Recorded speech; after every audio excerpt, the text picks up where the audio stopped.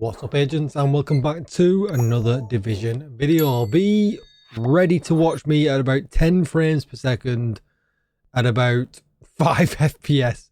I had to grab this footage from a really low spec machine before the PTS went offline, so don't expect the best quality from this video, but the voiceover will be as good as always, and we'll be able to have a discussion about the content that I'm about to show you. So don't forget to like, share, comment and subscribe, and let's get straight into it. So as you can see, I was on the PTS before it closed earlier on today, and I'm going to open the crafting menu and we're going to talk about the Acosta's knee pad. Now, just before I get on with the video a little bit more, there was a bug in the PTS that when you reconfigured the Acosta's knee pads, it didn't require the Acosta's knee pads. It actually required the Ninja Bike knee pads. That's a bug. It should require the Acostas and then you get the same ones back. But because of this, every time you reconfigured the Acosta's knee pads in the PTS, it used the Ninja Bike messenger knee pads up and you never got them back. It literally used them and you never got them back. But luckily enough, we could buy from the vendor.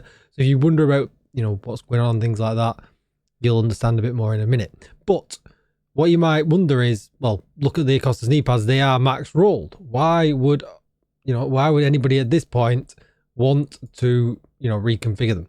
So what I'm going to show you here, you can see the core attribute is armor, but the attribute is weapon handling and explosive resistance. And what I'm going to do is go into the reconfigure menu. Just, as always, nothing different here.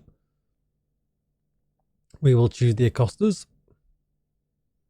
And it wants the Ninja Bikes, but obviously this is a mistake. This is a bug, so we're not too worried about it. And we're going to hit that craft. And there we go. And you will see that I've now got crit chance and explosive resistance. The attribute actually changed. Now, I don't know if this is a bug, if this is, intended. Is this something they're going to try out with exotics going forward? Just remember, we got the guns where we could reconfigure the bottom attribute, and it didn't apply to all guns until much, much later. But I'm just kind of wondering, is this going to be something that they're going to, kind of bring with the Acostas? Maybe let us try it and then move forward. So you saw then on the screen, if you were paying attention to me, while I was talking, that I had two different Acostas, both with different minor attributes. I'm basically getting myself a new set of Ninja Bikes here so that I can roll again, because what I wanted to make sure was that bottom attribute is not always going to be explosive resistance. Is it just the top attribute that changes? Is it actually both? But I wanted to doubly make sure before the PTS went. I'll grab the knee pads. Obviously we won't have to do this,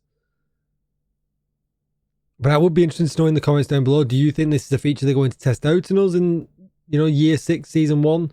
What do you like about it? You can imagine you can reroll any of your exotics.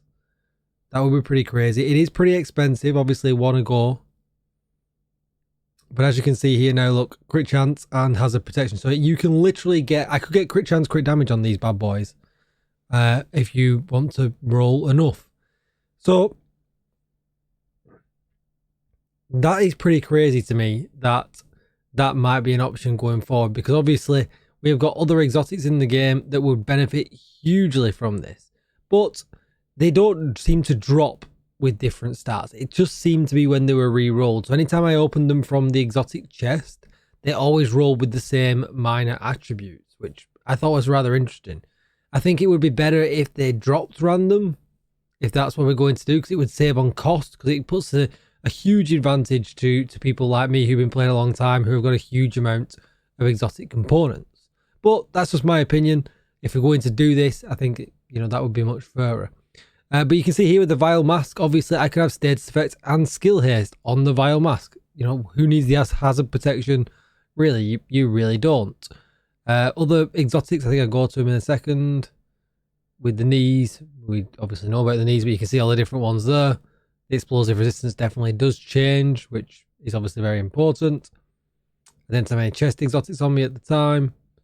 The shocker punch, I mean, explosive resistance and has pro, pretty useless. You could probably crit chance and crit damage this bad boy up. Or if you wanted to go regen, you could slap armor regen on there as well. So there's things like that to think about. Yeah, pretty pretty crazy. But I'm definitely interested to see what you guys think in the comments down below. Would you be up for being able to re-roll your exotics? Obviously, then you would have to optimize them. That's where there'll be more cost involved. You would have to optimize them once you get the perfect rolls. So you're going to be, one exotic component every time, which is not too dissimilar though to re-rolling your gun exotics. Just remember, we had to re-roll that bottom slot recently to get generally damaged target out of cover.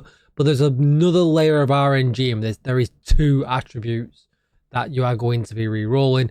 So it kind of feels like it would get really expensive, and I kind of just feel like they should just drop random. If that's what we're going to do, exotics should just drop random. And I kind of get it. Year 6, we know we come into the end of the game. We know Division 3 is a thing. They want to spice things up a little bit. If random exotic drops are the way forward for the next couple of years, then yeah, I mean, I'm not totally against it, but I just think cost really does need to be taken into consideration. Considering that it's not that easy for new players to ramp up a whole bunch of exotic components, because they've got many other things that they're going to want to put them into. First, we've got expertise. You've got just generally collecting every single exotic and things like that, because people like to keep every single one. So there's a lot of thoughts we put into this. And, I know recently we got extra ways of getting exotic components, but it still feels a little bit on the tight side. Just a little bit. That's my opinion. Please don't shout to me. But it just feels a little bit on the tight side, Especially, if you're not able to run round and do dark zone, caches and things like that, which make it really, really easy. That's going to be it for the video though. I've talked way too much. Don't forget to like, share, comment and subscribe. Consider joining my community Discord. And yeah, let me know what you think in the comments down below. Do we think we're going to have a second PTS? I think so. I think everything was a little bit underwhelming. I think it needs some tweaks. So it'll be nice to see what comes out next. What do you think is going to come out next? And I'll see you in the next one. Bye-bye.